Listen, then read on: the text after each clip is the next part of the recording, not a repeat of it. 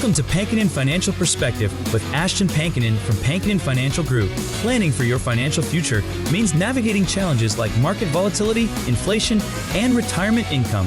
Pankinen Financial Perspective is here to help by addressing common financial concerns, sharing valuable strategies, and exploring ways you can work toward your financial goals. Now let's get started with Pankinen Financial Perspective. Hello and welcome to the Pankinen Financial Perspective. My name is Ashton Pankinen from Pankinen Financial Group. If you'd like more information about what you hear during our show today, give us a call at 952-873-2703 or visit us online at pankinenfinancial.com. That's PANKONIN financial.com. And while at my website, click on the radio page to check out past shows and to subscribe to our program on Apple Podcast, Spotify, or Amazon Music. Also, while at my page, click the link at the top to get the latest retirement guide. If you're married or have ever been married, there's a piece of Social Security puzzle that often gets overlooked in retirement planning, and that's spousal benefits. Most people think Social Security is something you earn based on your work history, and that's true, but the rules also allow a spouse to receive benefits based on their partner's earnings record, and in some cases, that can make a real difference in what that household brings in during retirement. We're going to walk through how spousal benefits work, who qualifies, and how to think about building them into your retirement income strategy. Because a lot of couples, this isn't just a technicality, it can be a meaningful source of income they may not have fully factored in. And look, Social Security decisions are some of the most permanent financial decisions you'll make. There's no do-over once you file. So my hope is that by the end of today's show, listeners feel informed and confident, whether they're planning for themselves, for a spouse, or for both. But before we get into the details, let me bring in my co-host, Tony Shore, who always knows just how to frame these conversations. Right. Well, you're throwing me off a little bit. I thought the title for today's show was going to be Release the Kraken. Not today. Kraken. Oh, not today? Okay. Next week's maybe. Next week's. Okay. And before the show, we were practicing our voiceover work. We were talking about how, Ashton, you've been hearing from folks out there that have been hearing you on the radio, your ads for Pankinen Financial. You did a couple of ads, and they're playing it on the air, and you're getting some comments on that. It's your wonderful voice, and I think that you should do the monster truck ads when the monster truck rally. When the time comes around. Yeah. Mudslinging madness at the Metrodome.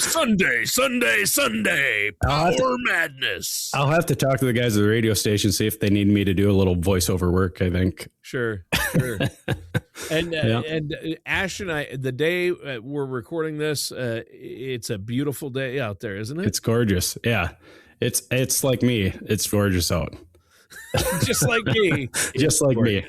I love that line. I always love that one. All right. Well, we're doing good today. I'm doing great. I've had a great week. Busy. I'm busy. How about you? It sounds like you're keeping busy helping folks out there. Yeah, it's been good. We're at the final stretch here. We're past the tax filing deadline now.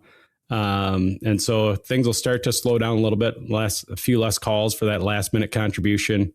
We do a lot of tax planning this first quarter here, whether it's for 2025 or 2026. And so, nice to be past that deadline. And again, I'm not a tax preparer, but we do a lot of tax planning with the tax preparers. So Sure. Yeah. And I'm not a doctor, but I play one on the radio. So, Dr. Tony Shore. Yeah. I've got that doctorate from the University of Okoboji. Oh, there you go. Where fun in life is our degree. I don't know if any of our listeners are familiar with Okoboji, Arnold's Park. You and I are. Spirit Lake. Yep. Area there. Yeah. You and I are. We grew up in Southwest Minnesota, so we went down there. That's like they call it the spring break of the North. There you go. Location. Yeah. Spirit Lake. The lakes there are great. I mean, we have plenty in northern Minnesota, but I'm telling you, if you've never been to Okoboji, it's fun. Yeah. I really like it. Anyway, that's a little off topic. Is there anything else? What are we talking about today? Yeah, again, it's a little bit about Social Security and spousal benefits. So I think it's Social Security is one of those things where a lot of people assume they're just going to figure it out. when the time comes. So I'm glad we're getting into specifics today, especially the fact that what the decisions we make about Social Security can not only affect our own selves, but they can affect our spouses too. So. Yeah, it can. And so, to kick off today's conversation, we're going to discuss a U.S. News and World Report article that comes with the headline, 2026 Guide, How to Maximize Social Security with Spousal Benefits.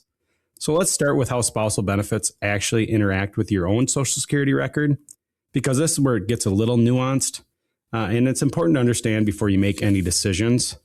So, Tony, here's the way it works. If you're eligible for retirement benefit based on your own earnings, the Social Security Administration is going to compare that amount to what you would receive as a spouse, and they're going to pay you whichever is going to be higher. So if your own benefit is the larger of the two, that's what you're going to receive. And then if the spousal benefit is greater, that's what kicks in instead. So what that means practically is spousal benefits act almost like a floor or a baseline that ensures low earning or non-working spouses still have a meaningful income in retirement. And so here's the part that I want listeners to pay attention to. Timing matters enormously in this. So if a spouse claims benefits before reaching full retirement age, those benefits permanently get reduced, not temporarily, but permanently. And so that reduction follows you for the rest of your life. And so it's not a decision you want to make lightly. So ultimately, that decision of when to file isn't just a calendar question. It's a financial strategy question. And it's one of the reasons why I always encourage people to make that call not make that call without really thinking it through or talking it through with someone like myself. Sure.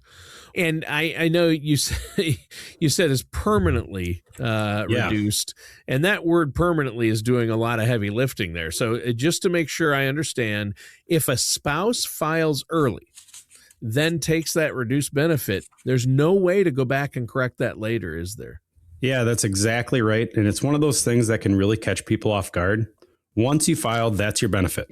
The Social Security Administration doesn't offer a do-over. With very limited exceptions, there is an option to withdraw your application within the first 12 months of filing, but then you have to repay every dollar you've received in that time frame, which sometimes isn't realistic for people. No. So again, for many retirees, the age at which you claim is the age that sets your benefit for life. And that's why timing conversation is so important to have well before you're ready to file. Yeah, I'm glad you went over that, because some people think, no, I've heard there's a do-over. I can always change it. No, very seldom does that happen, because it's a lot of red tape, and it's only within the first 12 months. So really you're locked in, and it's pretty tough, especially the more time that goes by. And it's a hassle to try to get it reversed even in that first 12 months. But after that, there's no going back. Yeah. So what's next here?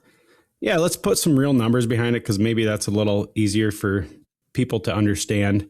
Sure. So if you wait until your full retirement age to claim your spousal benefit, you're eligible for up to 50% of your spouse's primary insurance amount. So that's the maximum. So here's a simple example. If your spouse's benefit is $3,000 a month at their full retirement age, your spousal benefit at your full retirement age would be $1,500 a month.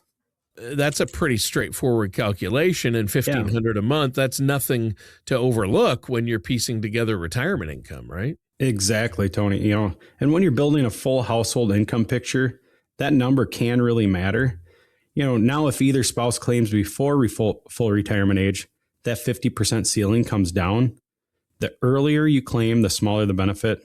And as we touched on before, that reduction is permanent. Well, what does the landscape actually look like in terms of real dollar amounts today then? Yeah, good question. In 2026, the maximum Social Security retirement benefit at full retirement age is $4,152 a month. So that sets the upper limit for what spousal benefit could be based on. And after, cost of living adjustment this year of 2.8%, the average Social Security benefit for a retired married couple is about $3,200 a month. So we're talking about real substantial income that's worth planning around carefully. Yeah, that cost of living adjustment, I think it's a nice feature of Social Security that might not get enough attention. Yeah. And I know, sure, it could always be more, but hey, at least there's some type of Yeah. inflationary adjustment built into Social Security. Let me ask you about full retirement age, though, because I have a feeling that's a number that listeners, you hear different numbers in retirement, Yep. and I think people get confused. Is it 62? Is it 65? Is it 66, 67, 70? You hear all those numbers. Yeah. And I have people all the time that say, oh, my full retirement age is 65. And again, that's when you're eligible for Medicare, not necessarily your full retirement age. Right. And it's what it used to be many years ago. So if you're born 1960 or later, your full retirement age is age 67. But if you're born before that, it may be slightly earlier. For example, if you're born in 54, your full retirement age is 66. And then for those born between 55 and 59, it phases up gradually in 2-month increments, landing somewhere between 66 and 2 months and 66 and 10 months, just depending on your birth year. The 1960 milestone marks the end of that gradual phase-in that started with Social Security reforms back in 1983. And what those reforms were, signed into law by President Reagan, gradually raised the full retirement age from 65 to 67 over a multi-decade phase-in period as a way to account for people living longer and, to keep the Social Security system financially stable. Yeah, and I think we're going to see some adjustments to that made again here. Unfortunately, relatively soon. It'll probably be for more of my age than, someone that's 10 years away from retirement or anything like that. But yeah. If I'm a listener out there right now and I'm not sure where I land, you want to look that up based on your birth year, right? Yeah. And one more thing worth knowing, Tony, you don't have to claim at full retirement age. You can wait as late as age 70 and your benefit continues to grow the longer you hold off. So, if your health and finances allow it, waiting can really pay off in a meaningful way. Yeah, but it depends on your situation. For some people, the best time is going to be 62. For some, It's going to be 65. For some, it's going to be 66 or their full retirement age, 67.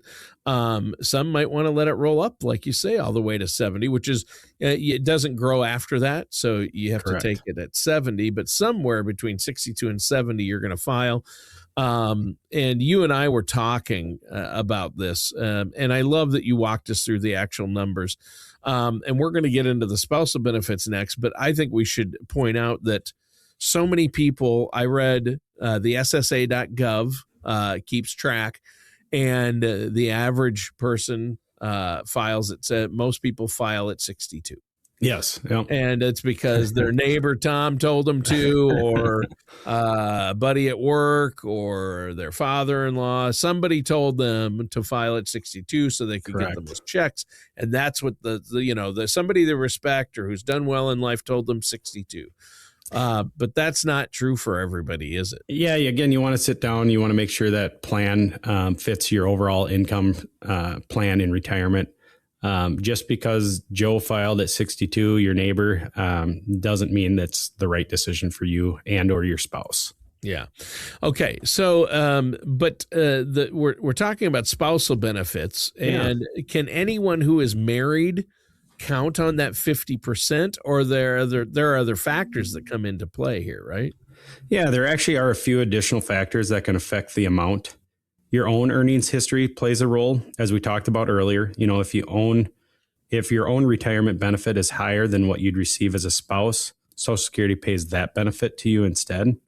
This spousal benefit really comes into play when one partner has significantly lower or no earnings record of their own. Age is the other big variable. Claiming before your full retirement age reduces the benefit, and that reduction is calculated based on how many months early you file. So this 50% figure is really the ceiling, not a guaranteed number for everyone. And the amount any individual receives just depends on their specific situation, which is why it's worth looking at your own numbers rather than just assuming you'll land on that maximum. Yeah. And before we continue, I want to interject here that you can run a Social Security maximization report for people, and You've helped so many people. This is the foundation of retirement planning and retirement income planning. So how can our listeners get a hold of you? Yeah, and again, we can help you sign up for Medicare and get signed up for Social Security and run those maximization calculators. One of the best ways is just give our office a call, 952-873-2703. Again, that number is 952-873-2703. You can visit our website, pankoninfinancial.com.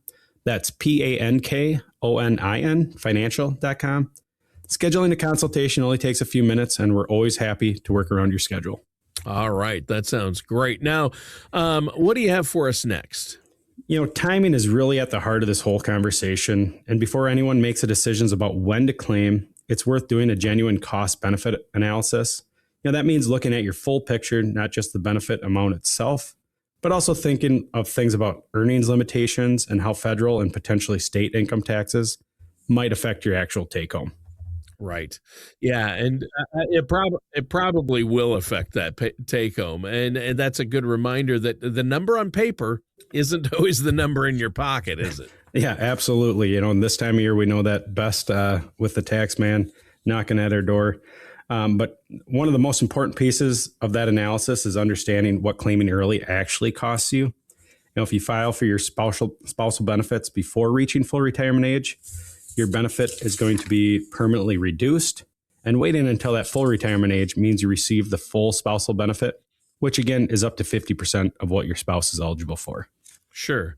So are there any timing considerations here beyond just the age question? There actually is a requirement that a lot of people don't know about until they're ready to file. In order to claim that spousal benefit, the person you're basing that claim on must already be receiving their own Social Security benefits. So your spouse does have to file first. So if your spouse hasn't filed, then not so good. Right? Yeah, in that case, your initial benefit would be based on your own earnings history. Assuming you've earned that 40 credits needed to qualify for retirement benefits.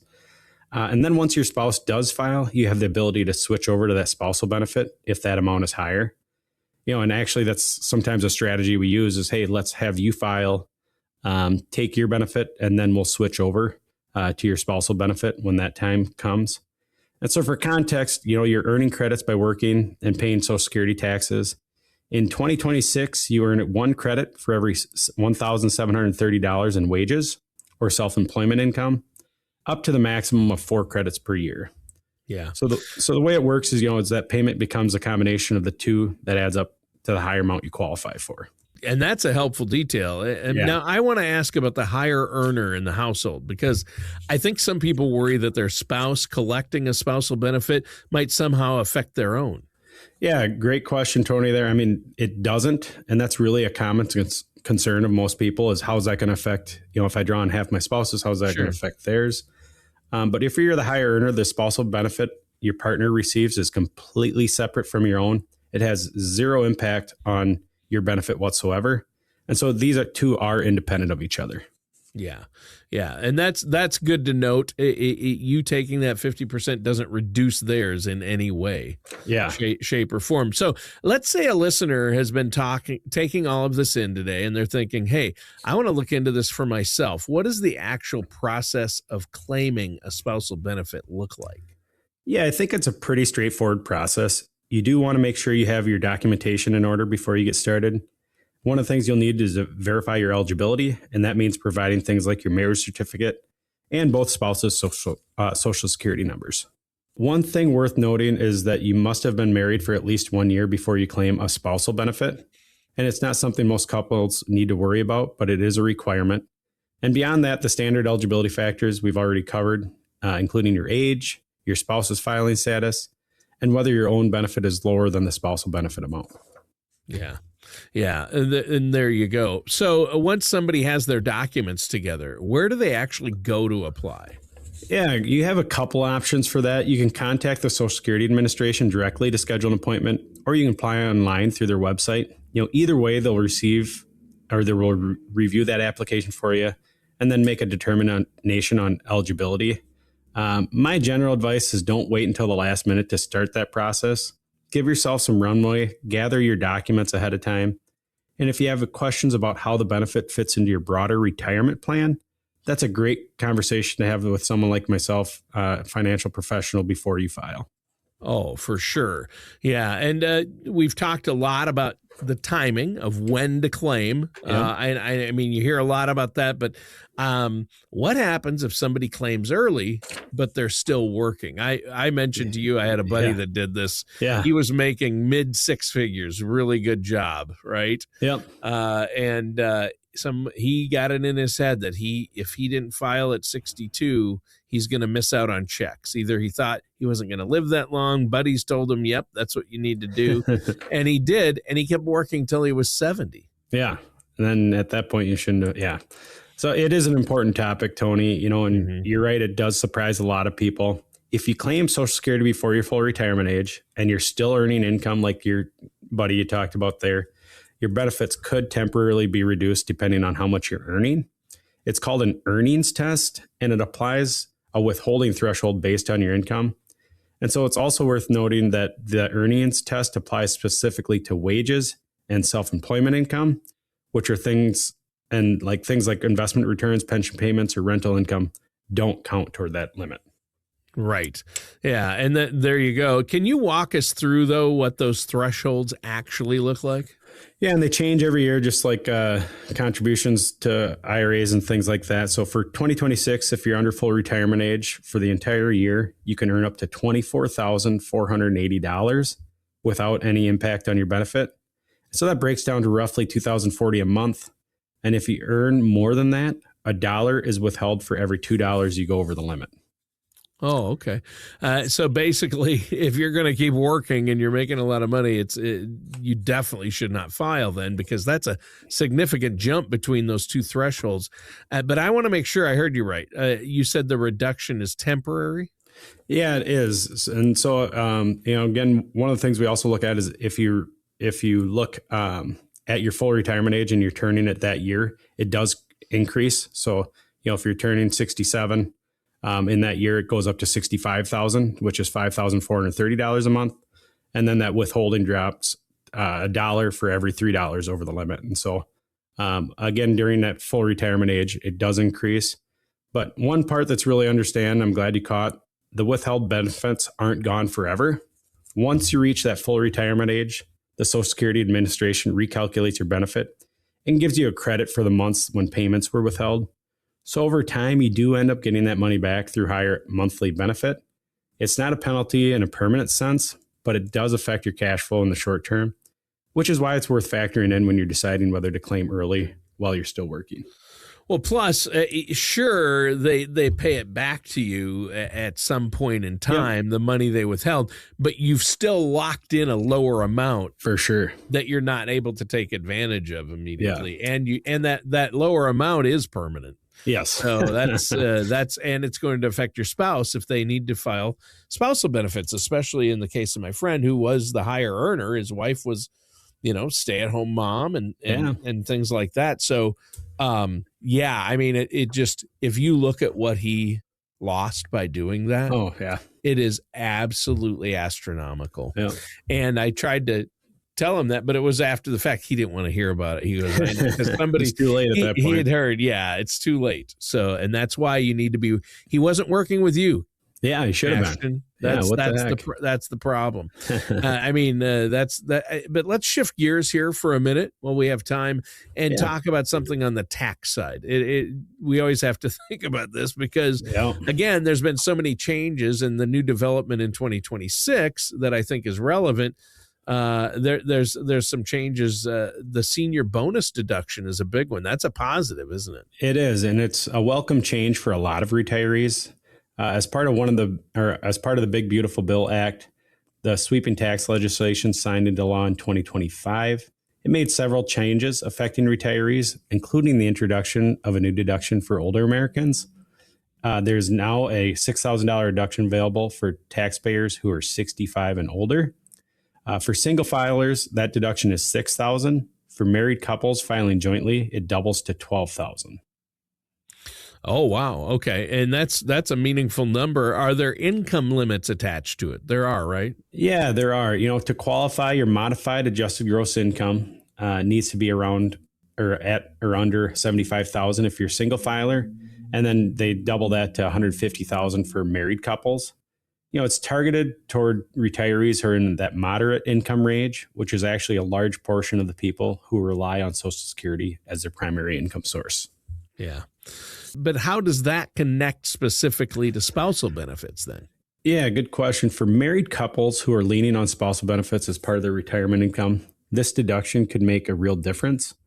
By reducing your taxable income, it preserves more of what you're actually bringing home each month. And, when you're working on a fixed income in retirement, every dollar matters, and provisions like this can help stretch that income further. And it's one more reason why staying current on tax law changes is part of good retirement planning, not just something to hand off to your accountant once a year. Yeah, that's a good point, right? I want to make sure, though, we don't leave out a group of listeners who this topic is really relevant for, and that's people who are divorced. I know there are some specific rules. How does this apply to them? Yeah, a great point to raise. The answer is that divorce doesn't necessarily take spousal benefits off the table. If you're married for at least 10 years before divorcing and have not remarried and are at least 62 years old, you may be eligible to receive up to 50% of your former spouse's Social Security benefit. And again, one of the common questions I get is, how does this affect their benefits? And again, there's no impact on you claiming your ex-spouse's benefits. Okay. That's good to know. Yeah. And I think that's really, really important for people to understand. I think a lot of divorced people might not realize that. Are there any nuances to the timing then when you can claim? Yeah, there are a couple worth knowing. If your ex-spouse is already receiving Social Security benefits and you're at least 62, you may claim right away. If your ex-spouse hasn't filed yet, you can still receive benefits once you reach 62, as long as you've been divorced for at least 2 years. The 2-year mark is a threshold to be aware of in that situation. Well, what if somebody is already receiving their own Social Security benefit? Can they still factor in their ex-spouse's record? They can. If you're already receiving benefits and your ex-spouse's record would yield a higher amount, you'd receive whichever is greater. So the same logic we discussed earlier for married couples applies here as well. All right. And what happens if the former spouse passes away then? Yeah, in that case, you could be eligible for the same benefits as a surviving spouse, provided the marriage lasted at least 10 years. And so even after a divorce, that 10-year threshold carries real weight. And it's one of those details that can have a significant financial impact, and it's worth knowing whether it applies to your situation. Sure. Well, I'll tell you what, we've covered a lot today, Ashton. Is there anything else you want to add before we go? Yeah, again, if you have questions about your retirement and your financial strategy, visit my website, pankoninfinancial.com. That's PANKONIN financial.com. We got a retirement guide there. You can click at the top or give our office a call, 952-873-2703. Again, that number is 952-873-2703. We'd love to help you build a financial strategy that has you looking ahead with more confidence and excitement. And that does it for today's episode of the Pankonin Financial Perspective with our host, Ashton Pankonin. Thank you for joining us for Pankonin Financial Perspective. Don't head into retirement without a plan for both your finances and your health. For more information, contact Ashton Pankonin at Pankonin Financial Group at 952-873-2703 or visit pankoninfinancialgroup.com. Join us again soon for another episode of Pankonin Financial Perspective. Advisory services are offered by Ashton Pankonin LLC DBA Pankonin Financial Group, an investment advisor in the state of Minnesota. All matters discussed during the show are for informational purposes only. Each individual situation may vary, and the opinions expressed here may not apply to everyone. Materials presented are believed to be from reliable sources, and no representations can be made as to its accuracy. All ideas and information should be discussed in detail with one of our qualified representatives prior to implementation. We are not affiliated with or endorsed by the Social Security Administration, the Federal Medicare Program, or any other government agency. Calling this number will direct you to a licensed sales agent.